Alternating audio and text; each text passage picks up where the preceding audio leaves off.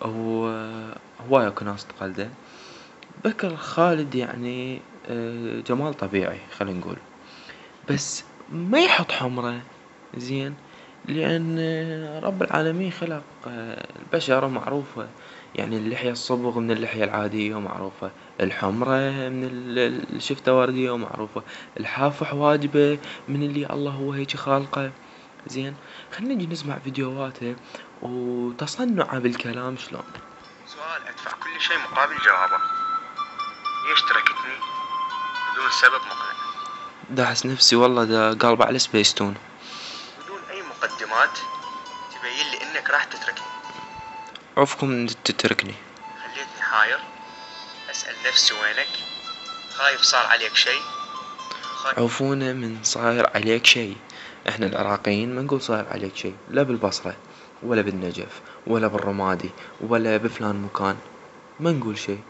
هاي الشيء لغة أو لغة الخليج يحجون بيها زين، واكو ناس يتصنعون بلغة الخليج ويحجون مثلهم.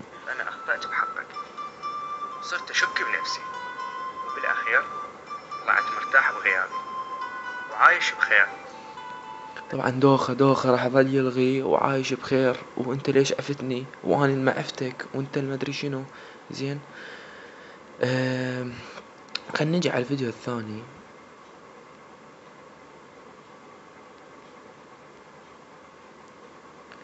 الفيديو الثاني شنو موضوعه؟ صارت سالفة و يعني تعرفون كلنا ناخذ صور مثلا ويا جماعتنا وفاول ناخذها لو نحو العين لو من هالحكي هذا، يعني تحشيش بيننا وبين جماعتنا.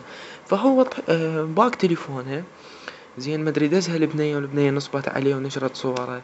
المهم باق تليفونه نشرت هاي الصور مالته، وعذروني وانا صوري طلعت هيجي، لكن هذا مضغوط من عندي اللي سوى هذا. السلام عليكم اصدقائي طبعا مقعد بنية معود، يعني انا يشوفون انا عندي بنات واقعد ويا بنات. شلونكم؟ شخباركم؟ ان شاء الله بخير. طبعا قعدت من النوم لقيت صور الي منشورة مال تحشيش وضحك، يعني حاول عيني ومعيب مطلع لساني انا وصديق لي، بس مو هذا الصديق، هاي صديقتي.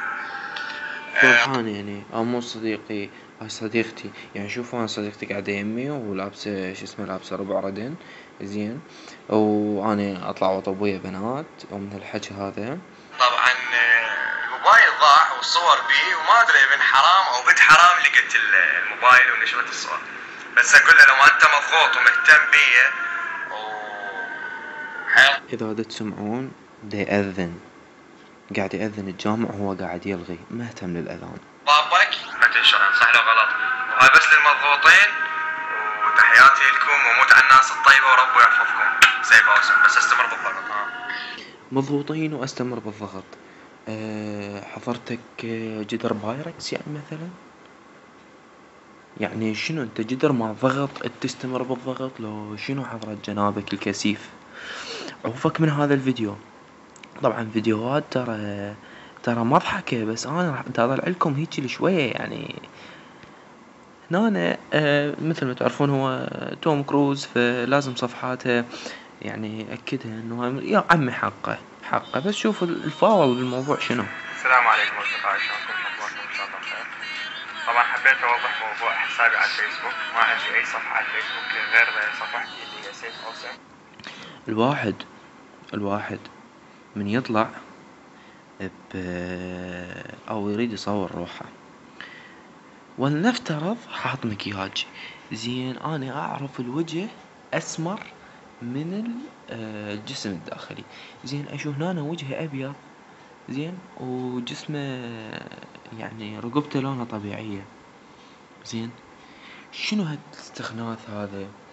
وشنو يعني ما ادري يعني الشعب العراقي ايش وقت والى متى راح يظل بهالجهل هذا، وراح يظل بهالتفاهة العايش بيها؟ هسه احلى شي، طبعا احلى شي وانا منتظره من فارغ الصبر، واحد راح يجي يقول لي انت مضغوط من عندك، كيف حلو عليه بنات، وانت شلون انت بنات ما يجن لي عليك، وفلان يجن عليه بنات وهو عنده بنات وانت مضغوط من هالحكي. احب اقول لك حكايه، لو البنات يسوون براس الرجال خيط